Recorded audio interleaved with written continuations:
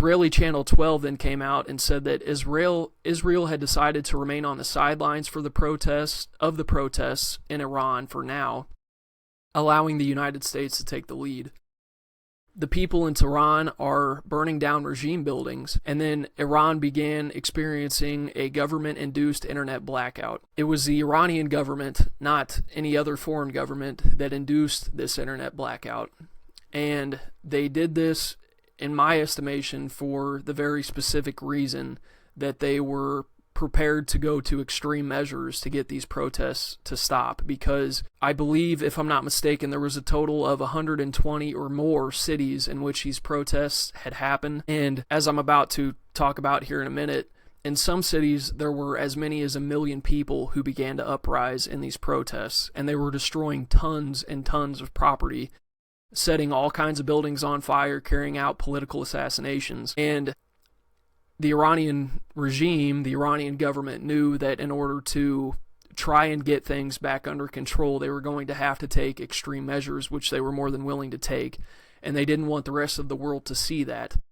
So they cut internet access so much so that I believe only 1% of Iran had access to the internet. Of that 1%, I'm pretty sure the majority of that was made up by Starlink, and they targeted Starlink eventually as well.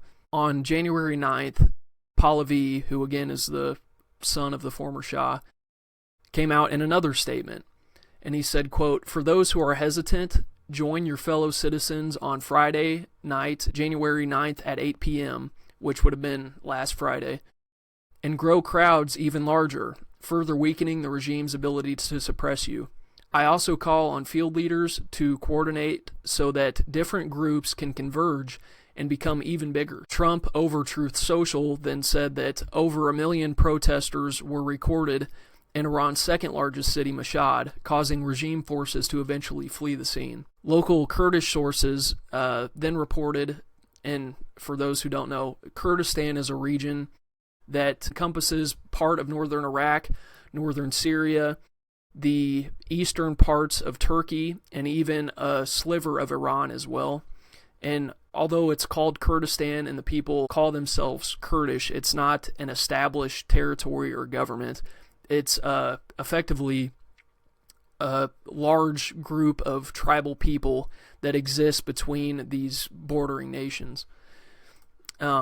Local Kurdish sources reported that PJAK fighters who are Kurdish, a Kurdish militant group linked to the PKK, are operating inside Iran against government forces. Regram Navarum then reported that Kurdish sources claimed the majority of those forces who entered into Iran through the Iraqi border in the past few days have been killed in the Ilam province and Kermanshah by IRGC forces. MIT, which is Turkey's national intelligence organization, was tracking the PJAK separatists, who are the Kurdish forces, in Iraq and Iran, and sharing intelligence with the IRGC, which is the Islamic Revolutionary Guard Corps, which then explained how they were able to quickly neutralize the Kurdish separatists so quickly.